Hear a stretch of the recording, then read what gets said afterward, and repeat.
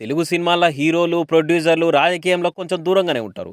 కానీ బీఆర్ఎస్ ప్రభుత్వం ఉన్నప్పుడు మాత్రం ఆహా! ఓహో! అనుకుంటా కేటీఆర్‌ను, తెలంగాణ సర్కార్‌ను ఆకాశానికి ఎత్తుకుంటా ట్వీట్లు పెట్టేటోళ్ళు. కానీ కాంగ్రెస్ పార్టీ ఎన్నికల్లో గెలిచినంక వాళ్ళకు శుభాకాంక్షలు చెప్పినోళ్ళు ఒక్కళ్ళు కనపడలేదు.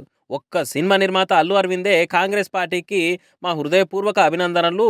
జల్దీనే ఇండస్ట్రీ పెద్దలంతా ప్రభుత్వాధినేతలను కలిసి మాట ముచ్చట్లు మాట్లాడతామని చెప్పుకొచ్చిండు.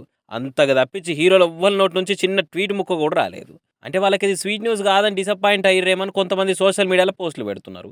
తెలుగు హీరోల కుటుంబాలకు ఒక్కో పార్టీతోని ఒక్కో పొలిటికల్ బ్యాక్‌గ్రౌండ్ ఉన్నది. మహేష్ బాబు తండ్రి హీరో కృష్ణ సారు జీవిపోయేంత వరకు కాంగ్రెస్ పార్టీ మద్దతుదారుని లెక్కనే ఉన్నాడు.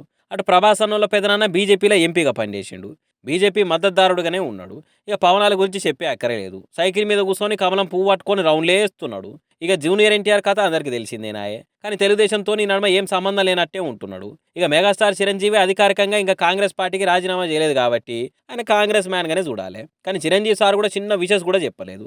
మా సహచర నాయకులకనో, మాజీ పార్టీ అనో, లేదంటే ప్రభుత్వం ఏర్పాటు చేయబోతున్నోళ్ళకనో ఒక్క ముక్క రాయలేదు, మాట్లాడలేదు. అల్లర్వింద్ తప్పించి ప్రొడ్యూసర్ల నుంచి కూడా ఎటువంటి రెస్పాన్స్ రాలేదు. దీంతో చాలా మంది సినిమాలో కాంగ్రెస్ వచ్చుడు ఇష్టం లేదా అని అనుమానం వస్తున్నది. కేటీఆర్ తోటున్న సత్సంబంధాల వల్లనే హీరోలు స్పందించేందుకు మోమాట పడుతున్నారా అనే డౌట్ కూడా వస్తుందట ఇంకొందరికి.